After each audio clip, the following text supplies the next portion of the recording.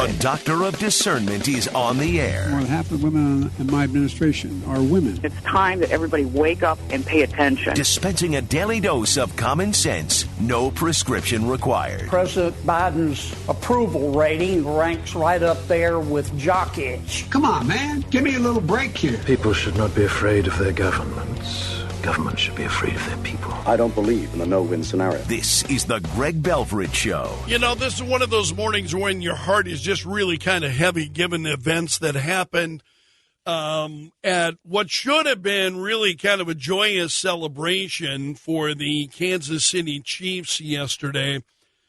And the Super Bowl parade, they're the Super Bowl winners, and you're having then the parade afterward with fans. Again, meant to be a joyous celebration, and gunfire erupts. 8 children were hit. 22 people, I think, overall. 1 woman killed as a result. And it's just really kind of a disturbing story. You know, we see once again that, and there are those, I'm not trying to spin this into a conversation about gun control, because there are those who are doing it, and honestly, that's not the issue. I mean, it really is not the issue. We have got things that are going on in this country that have nothing to do with the accessibility of guns. We have had, guns have been accessible for years. For decades, they've been accessible. What has changed is, you know, the mentality of people who see this as for whatever the reason. We don't know what the reasons are here yet. We'll find out. 3 suspects who are in custody. So you got 3 people in custody as a result of this. 1 woman killed. And I've got to say, there are those that is immediately who are jumping into the gun control conversation. The problems that we're seeing far eclipse the accessibility of guns. And that is like, when I hear that, I'm like, you know what? I would expect that kind of response from somebody who's 7. You know, somebody who's 8 years old. I would expect that kind of response. It's like, well, you really don't understand yet. Okay, got, you know, appreciate what you're saying, but you just don't have perspective. What we are seeing in terms of these mass shootings and the number of shootings and the way these things are carried out, it's just, I think, really, really troubling. So let's get into the details. There are a couple of big stories I want to share. This, obviously, and the reaction of some of the fans. Again, when we see these horrific situations that unfold, you also see people, and we saw this, I mean, we see this all the time. We saw it on 9/11. When you see some people at their worst, you see some Americans at their very best. And that was the case in Kansas City following this. So we don't know the details. I'm sure I'll be telling you about that in the days to come. Reluctant to give names of people anyway. Generally, more it's circumstances as to what happened. We'll find out. The police chief, Kansas City police chief, said that 3 people have been detained. And she said, I'm angry about what happened today. The people who came to this celebration should expect a safe environment. And you can't argue with that. I absolutely agree with her. And she said police, at this point, they're not releasing any details about the people who were detained or about a possible motive. Again, we'll learn all that. She said firearms had been recovered but not what kind. And she said, again, doesn't matter what kind of firearms. Doesn't matter. See, the focus is always on the guns. Focus is always on the guns. What you don't see is a focus on the people. And this should not be an argument over guns. And as I said, I know some are already getting into it. You're hearing some of the voices that are coming up, even including the White House. You know, the response from the president on this, that's nonsense. That's the perspective of somebody in elementary school. Because the things that we see going on in this country are far more deeper and significant than that.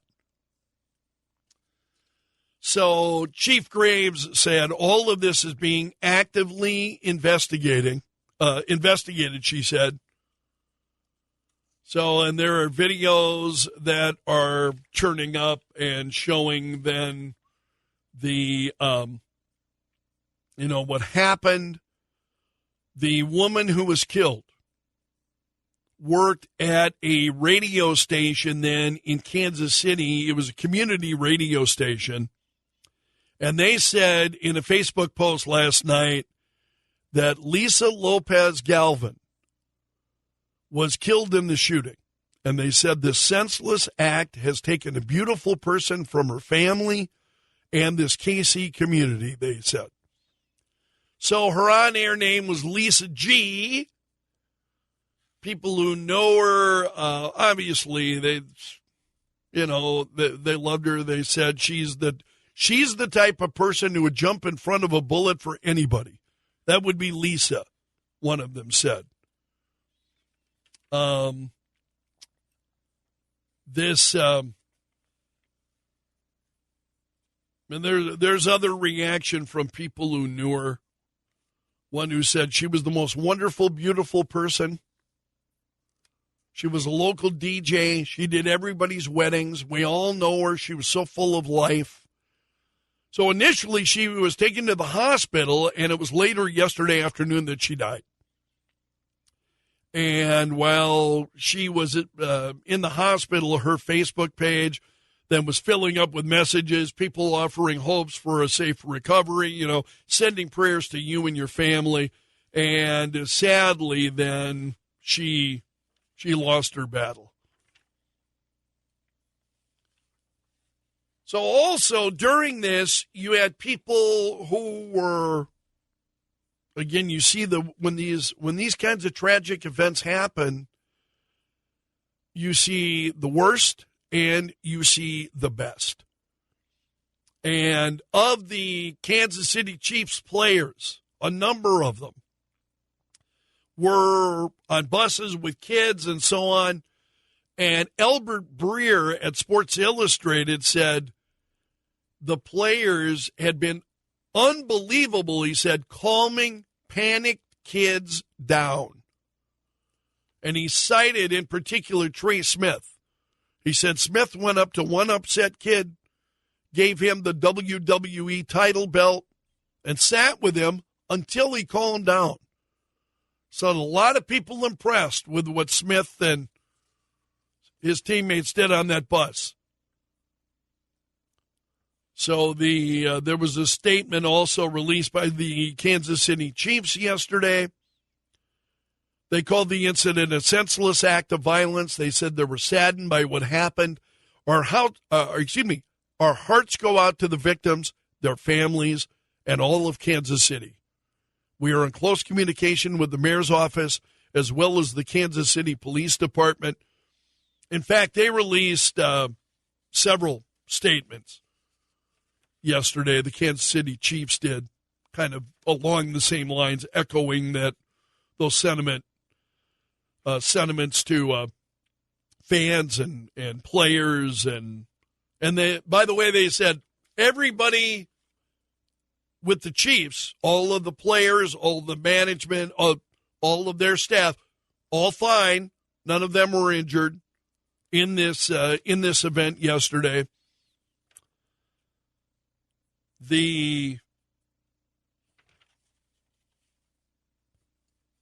I wanted to give you some of the perspective of some of the Chiefs players. Patrick Mahomes just said, praying for Kansas City. And then Chiefs linebacker Drew Tranquill wrote, please join me in prayer for all the victims in this heinous act. Pray that doctors and first responders would have steady hands and that all would experience full healing, he said.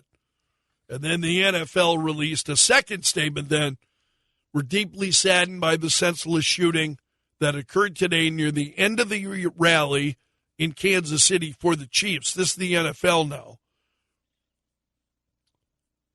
Our thoughts are with the victims and everyone affected. So forgive me, yeah, that was a statement by the NFL. The Chiefs had responded previously. And they went on to say, we're grateful for the quick and thorough response of law enforcement and emergency personnel.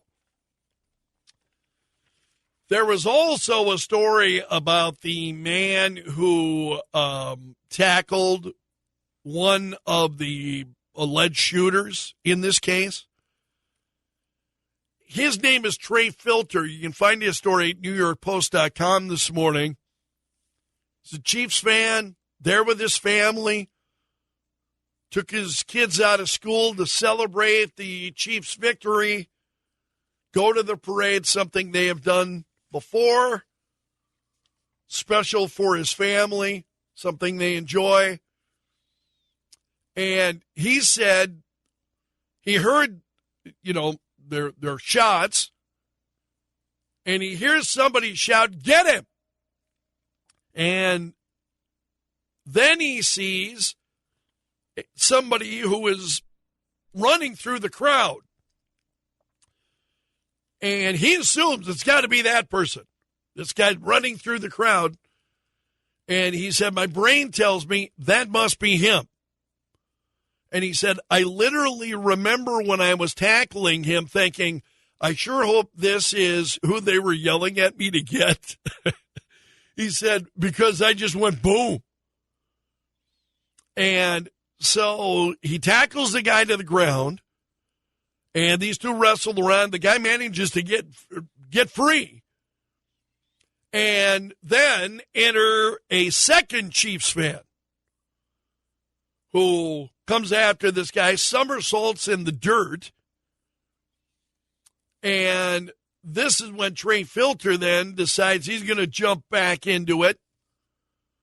And he begins just pummeling this guy that he's grabbed. He's got a gun. The guy who he grabbed has got a gun. Well, he starts pummeling on this guy. He drops a gun. And his wife then lunges for the gun that he had dropped during the struggle. And he said, I don't, of the pummeling this guy, he said, and you can imagine this, you always try to,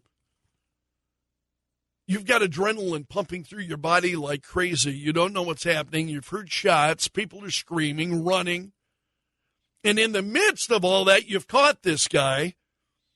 You can only imagine, the adrenaline that is surging through your body. I don't think you and I could get a handle on what that must be like. And so he's pummeling on this guy, and he says, I don't know if I knocked him out or what, when I tackled him, but I had him squeezed so hard that he might have passed out, at the time, for all I know. And he said, I just started racking him in his ribs. So bystanders were screaming, get the gun, get the gun. He knew that his wife had already grabbed the gun, so he wasn't concerned about that, wasn't concerned about the gun. And he said, I was just yelling, F your gun, and I was just hitting him in his ribs. It was great. America stuff, he said.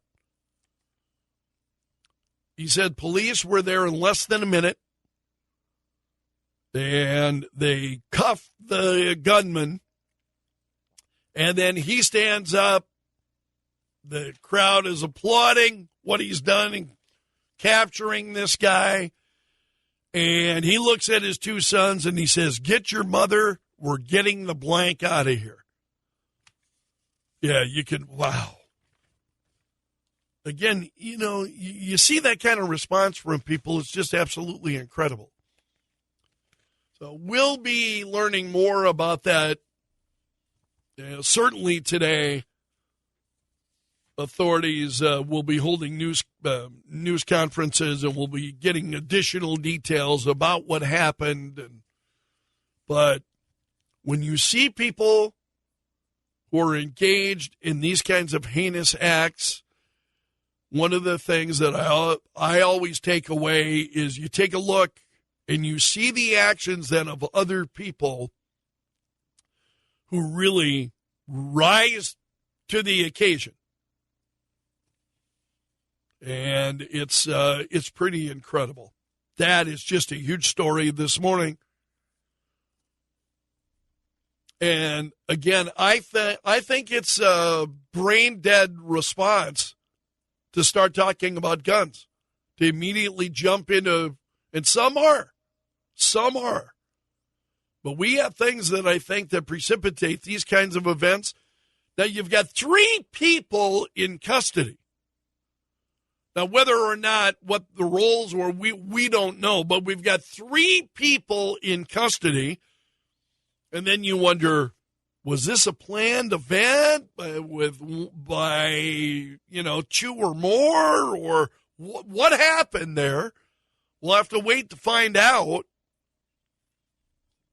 And I think it's just another indication of the problems that we're seeing throughout our nation right now. The issue is not guns. We've always had guns.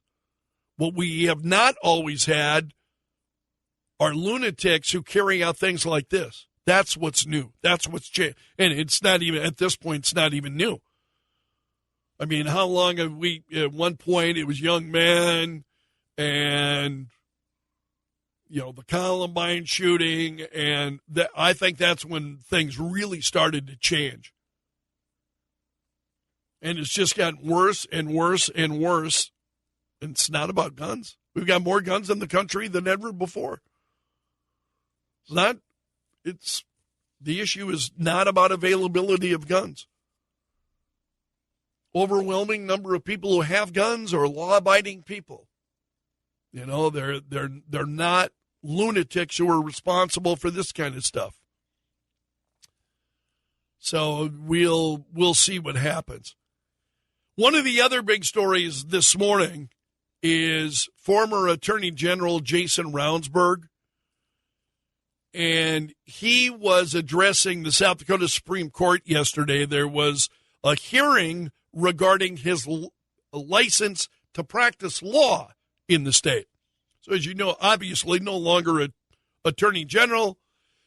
He'd been removed, but he would like to continue to be able to practice law. And he was making that argument yesterday in front of the state Supreme Court. And I want to tip the hat here to the folks at Kevinland News. They got some pretty extensive reporting on this on their website this morning about the hearing and Ravnsborg's comments. He addressed the family of Joe Beaver, and he said, "I didn't ask for this accident. I took responsibility for the accident. I tried to conduct myself in a professional manner." And he told them, he said, "I'm sorry again to the Beaver family that this has occurred. It's been 1,251 days, and I count them every day on my calendar. And I say a prayer every day for him and myself and all the members of the family and all the people that it's affected," he said. So then Justice Janine Kern asked him about criticism then about his candor with North Dakota investigators, and he got into that. He continues to say that his car was on the right side of the road.